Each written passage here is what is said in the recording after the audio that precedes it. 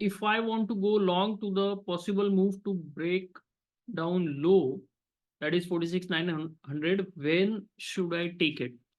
46,900. Okay, are you considering this low as the breakdown low? It does not matter. But let's say if you're hoping for a return to this reference, when should you take a trade? All right, good question.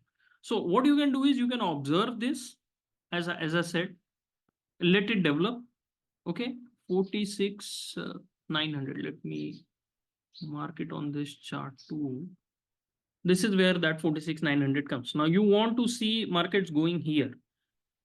Can it happen in one day? Obviously. Now we are at 46,000. Can we move another 900 points? I mean, we fell so much yesterday that it does not look completely impossible.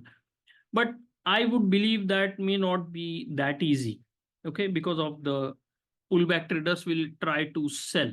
Now that selling will create some market structure, and then we have to see how we react to that.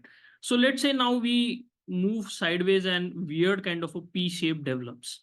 Now we have this HVN. All right. Now next day, if it opens lower, comes back and tags this HVN and starts going down, or straight away goes down below yesterday's low and continue lower, that is clearly bearish. But if we start developing value higher, so let's say we move higher in A period, B period, IP range extension you get, then you wait for a pullback to VWAP and you get into a low risk intraday short, and then you monitor the trade facilitation whether it is doing a good job of moving higher. Eventually it is going to go and tag this reference, like you can see here.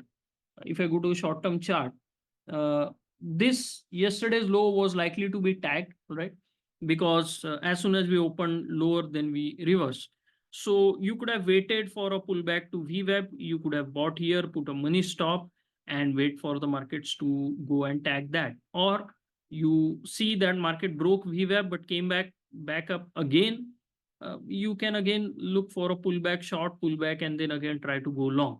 So you need to monitor how the market is reacting. So short-term trades, intraday VWAP and all is good, but if you're taking a trade which is going to last for more than a day or two, in that case, I suggest you look at value area placement and attempt to move higher, and then monitor whether that move is doing good job or not. So very simply, like let's say if we move sideways and close something like this, next day moves higher, IP range extension higher, okay, you buy the pullback to VWAP for a test of higher references. So that is how I would enter if I have to take a trade like that.